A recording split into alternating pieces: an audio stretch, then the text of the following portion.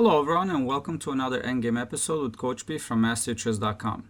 This is the third video in the series covering the same color bishops, in which I will go over the last defense technique that you need to know as a last resort if you can't get the king in front of the pawn on a square that is the opposite color of the opponent's bishop, and if you cannot reach the rear opposition defense.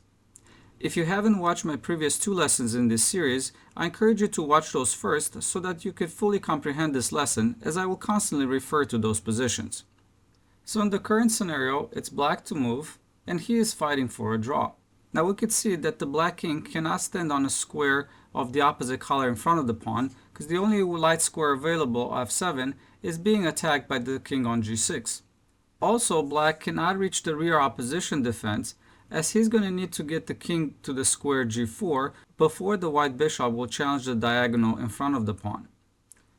If we count, we could see that it's going to take white 1, 2, 3 moves to challenge the diagonal in front of the pawn on a square that does not prevent the pawn from marching forward, while it will take the black king 1, 2, 3, 4, 5 moves to reach the square g4 for the rear opposition defense setup.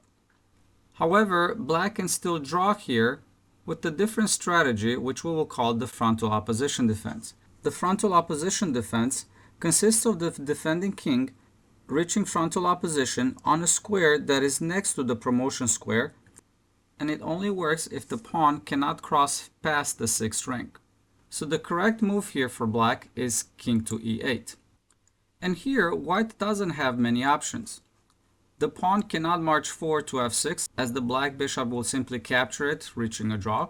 The king also cannot make any progress, as the square f6 and g7 are taken by the dark square bishop. He definitely doesn't want to move the king to h8, as that will allow the black king to reach the square f7 with an easy draw.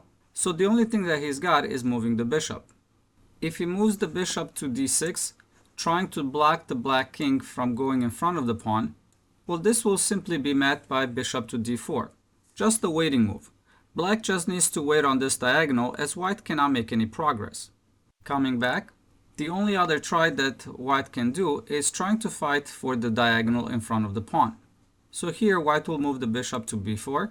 After this, an excellent move, king to f8. Coming back, if black here makes a mistake of just waiting on this diagonal, let's say bishop to d4, now white will win this game, because after bishop to h6, the black king is blocked and he cannot access the square or g8, well, he will reach the frontal opposition defense. After this, black doesn't have anything but moving the bishop, so let's say bishop to c3, from which white will respond with bishop to g7, challenging the diagonal in front of the pawn from a square that will not obstruct the pawn from marching forward. So after this, black will respond with bishop to b4, and now pawn to f6. So after something like bishop to a3, the pawn will march to f7 check. After king to d7, king to h7, bishop to c5, king to g8. After bishop to b4, white will once again challenge the diagonal on f8. After bishop to d2, bishop to c5, bishop to h6, bishop to b4, king to e6, bishop to c3, king to e7, bishop to g7, challenging the diagonal once more, and black is totally lost. After black takes the bishop and the king captures back, white will be able to promote the pawn, winning the game. So coming back, after bishop to f4, the correct response is king to f8, marching towards the square g8, where he will be able to reach the frontal opposition defense. After bishop to h6, king to g8. And black has reached the draw, as white is not able to challenge the diagonal in front of a pawn from the square g5, which will not obstruct the pawn from marching forward. The only other square to challenge the diagonal will be the square f6, which will obstruct the pawn from marching forward. Therefore, white will not be able to win this game. After something like bishop to g5, black will respond with bishop to d4, bishop to f6 challenging the diagonal. Again, the pawn cannot march forward, so here black will be able to respond with bishop to f2. After bishop to e5, bishop to h4, bishop to f4, bishop to d8, and now if white challenges the diagonal once more with bishop to g5, here black can simply capture the bishop, because after white captures back, the king can go to g5, reaching a draw king and pawn endgame. And I'm just going to fast forward to the possible continuation to see how stalemate will be achieved. and a draw has been achieved.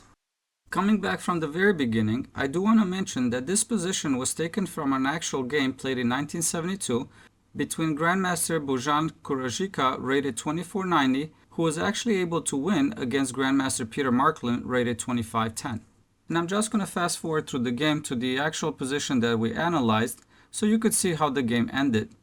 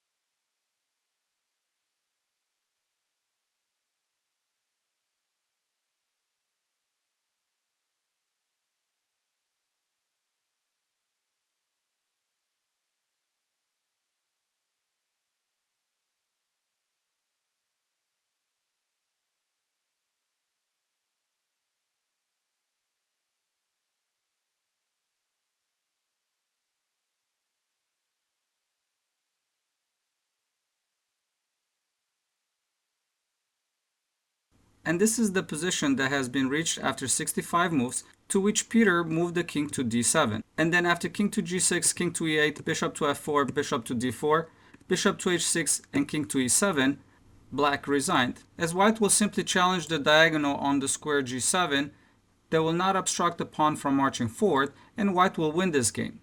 However, coming back to the move 65, where black responded with king to d7, the easiest way to draw here is moving the king to d5, going for the rear opposition defense. After king to g6, king to e4, bishop to c7, king to f3, bishop to d8, and king to g4, black has reached the rear opposition defense with an easy draw.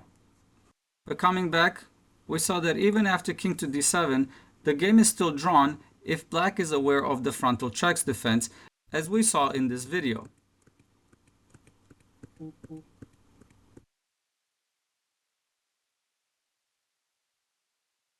And you can see in this video how important it is to study these positions ahead of time, because even at the grandmaster level, when time pressure kicks in, it is very difficult to find the correct drawing technique. Learning and practicing these positions ahead of time will equip you to be prepared when you reach those type of endgames. So I encourage you to visit my website, masterchess.com, where you will be able to play these positions against the computer. All you have to do is go to masterchess.com, click on Endgame versus Computer, same color bishops, and then play against the computer. Thank you and have a great day.